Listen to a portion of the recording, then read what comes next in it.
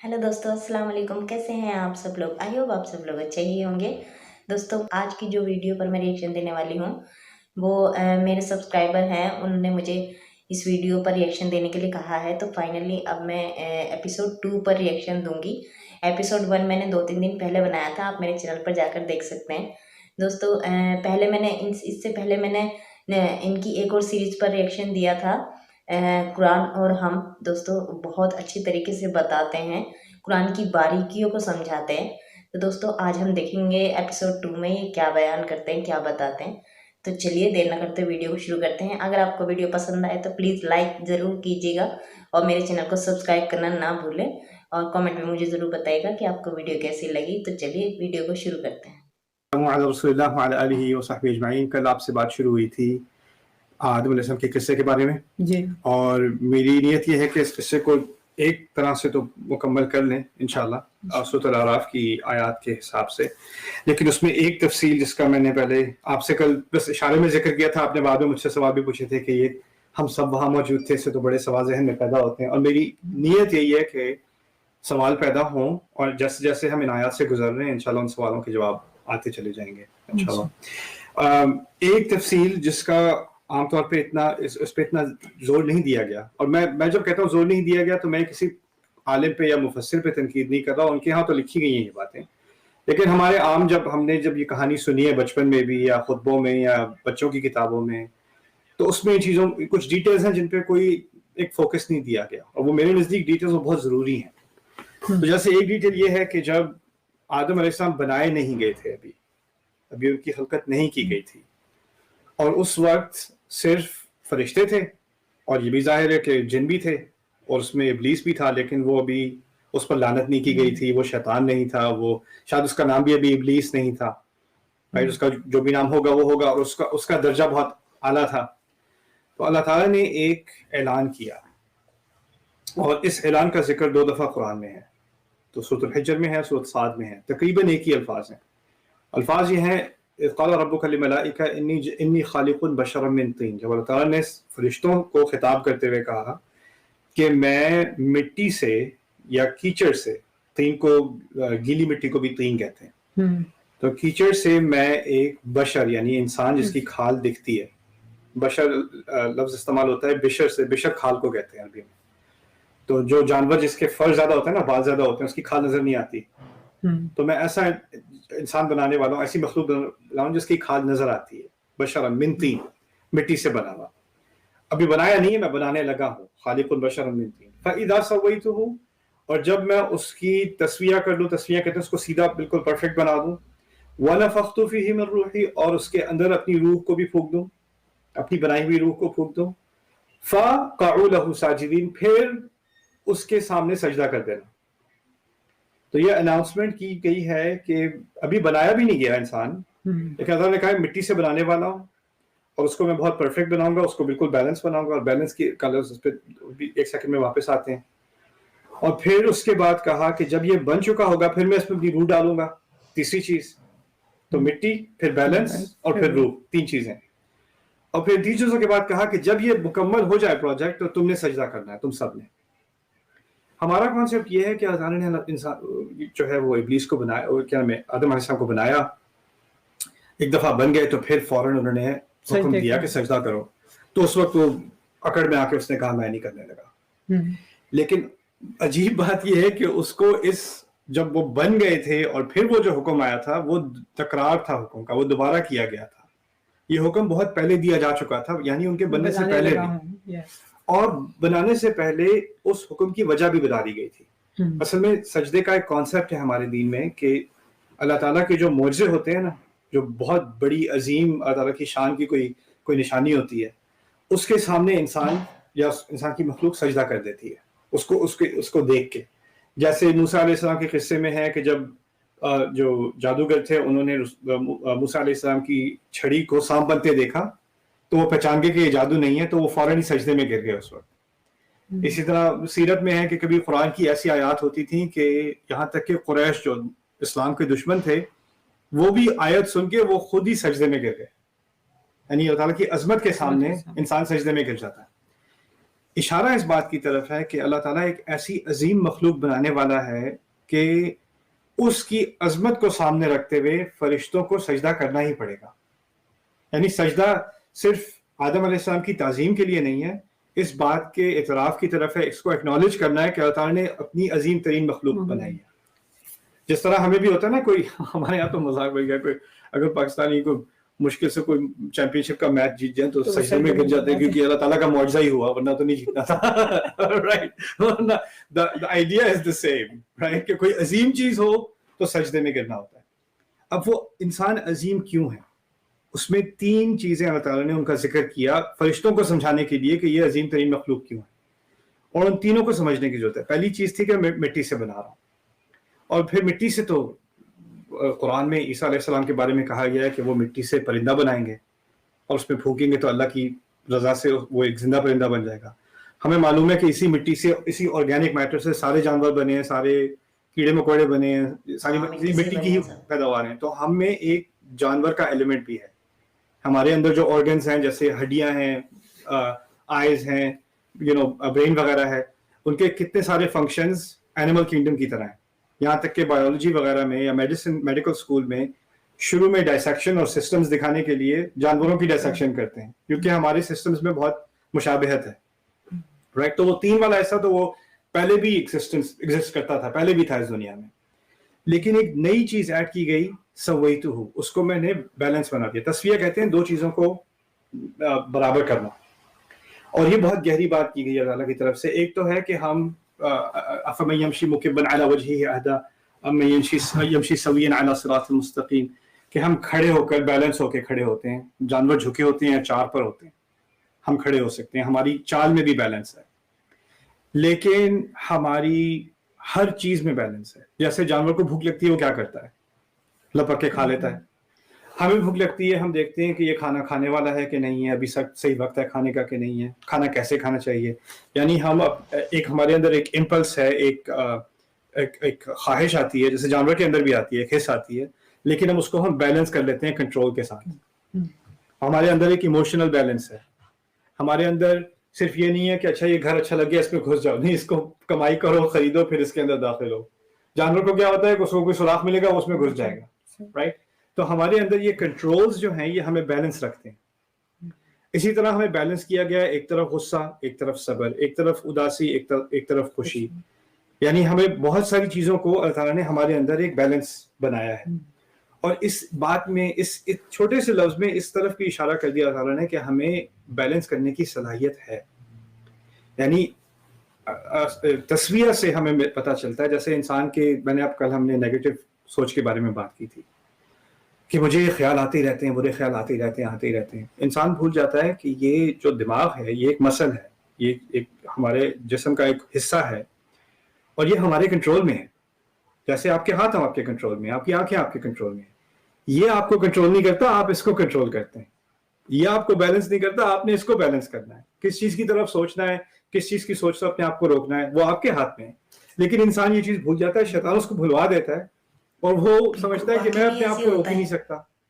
جس طرح ہم اپنے آپ کو کنٹرول کرتے ہیں کپڑے پہنتے وقت، کھڑے ہوتے ہوئے، بیٹھتے ہوئے، ہر چیز میں ہم کنٹرول ہی کرتے ہیں نا. اور وہ دماغ ہی استعمال کر کے کنٹرول کرتے ہیں. یہی دماغ استعمال ہو رہا ہے اپنی سوچ کو اور اپنے جذبات کو کنٹرول کرنے میں. رائٹ، اسی طرح اپنی زبان ہے، اچھا مجھے نہیں پتا، میرے منہ سے جو بات نکل آتی ہے، نہیں نکل نہیں آتی، ہمیں بیلنس دیا گیا ہے.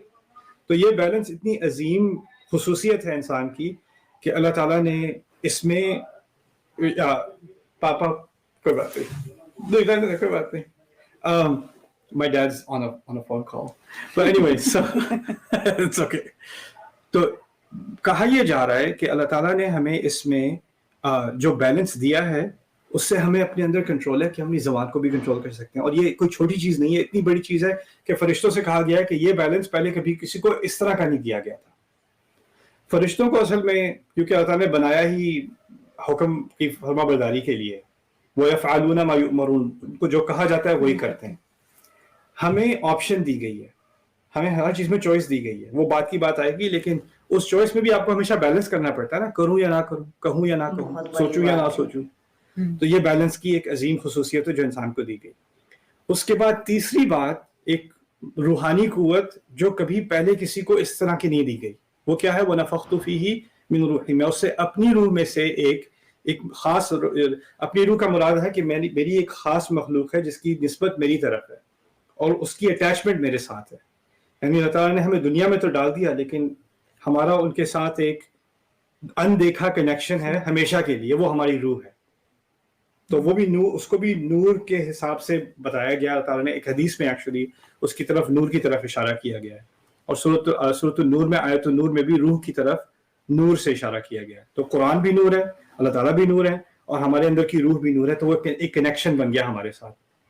تو یہ کبھی انسان سمجھتا نا کہ میرا اللہ تعالیٰ سے کنیکشن نہیں رہا، یا میں دور ہو گیا ہوں اللہ تعالیٰ سے.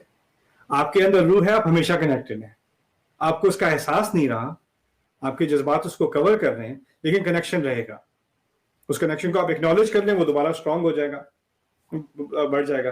تو یہ تین چیزیں اللہ تعالیٰ نے فرشتوں کو بتا دی. یہ بہت تین عظیم چیزوں کا بیلنس انسان کو دیا گیا ہے کہ جانور جیسی اس کی مخلوق ہے، مٹی ہے، خون ہے، ہڈیاں ہیں، اس کے ساتھ بیلنس ہے جو کسی اور مخلوق کو نہیں دیا گیا، اور ساتھ میں ایک خاص روح بھی دی گئی. یہ تین چیزیں ہیں.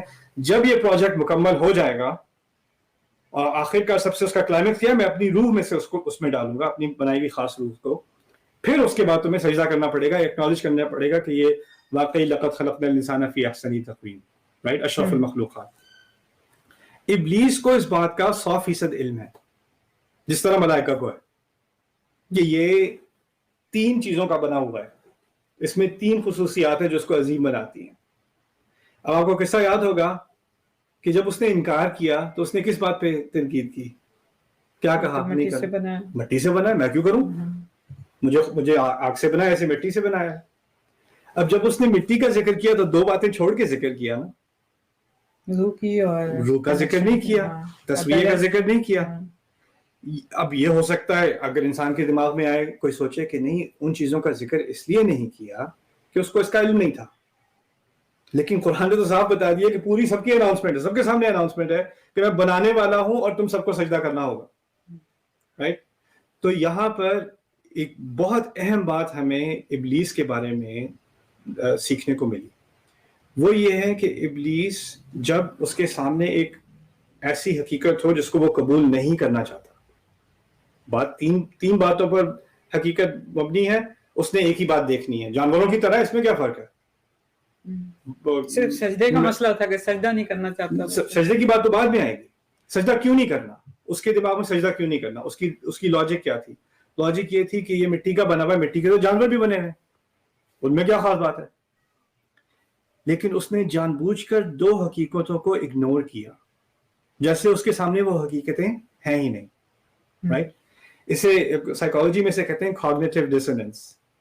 اور بھی الفاظ استعمال ہوتے ہیں اس کے لیے کہ آپ کے سامنے ایک ریالٹی ہے، اس ریالٹی کے کچھ حصے ہیں، جیسے موسم بھی ہے اور فائنینشیل سچویشن بھی ہے، پولیٹیکل سچویشن بھی ہے، مختلف ایسپیکٹس ہوتے ہیں ریالٹی کے نا.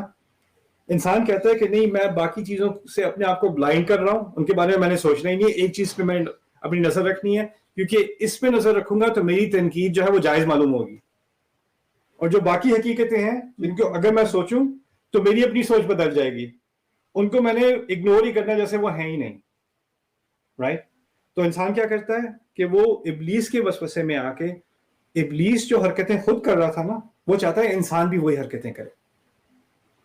تو ابلیس یہ چاہتا ہے کہ ہم، جب ہمارے سامنے کوئی ایسی حقیقت ہے جسے ہم قبول نہیں کرنا چاہتے، تو اس میں سے ایک چیز پکڑ لو جس سے اپنی غلط رائے ثابت ہوتی ہے، اور جو باقی اسی حقیقت میں جو اور چیزیں ہیں جس سے اپنی غلط رائے صحیح ہو سکتی ہے، ان کو بس اگنور کر دو، جس سے اس کی سنت ہے، یہ ابلیس کی سنت ہے.